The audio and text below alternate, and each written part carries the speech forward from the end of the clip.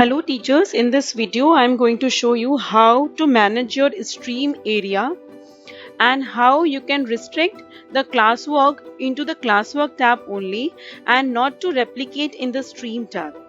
So for this, see, this is a classroom which is 10th D. I have just created for demo, and then you can see all the posts which I have posted inside the classwork as well as onto the stream over here. To remove that particular thing or the particular classwork from stream and the classwork shall be placed in classwork only, you have to go onto the settings.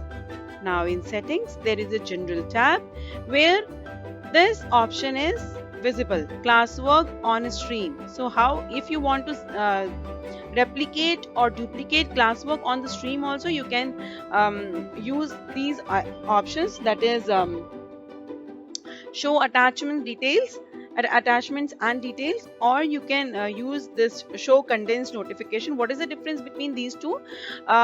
Whenever you are choosing show condensed notification, it will show only the topic of the assignment, but once the child will click onto that particular topic, it will show all the attachment and details. And if you will select this option, then at the time when child will come onto the stream or to the classwork, all the things, attachment, details will be visible.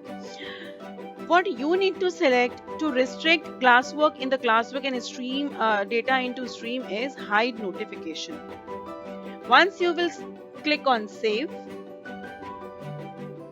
it will hide all the classwork notification from stream. See, in the stream now I am only able to see what I have posted onto the stream, but classwork is actually present here in classwork. See, everything is here. And if I'll post any of the classwork now, the data will straight go onto the classwork, but it will not be shown into the stream. So a stream will be used as a notice board where you can provide your important notifications. Thank you, teachers.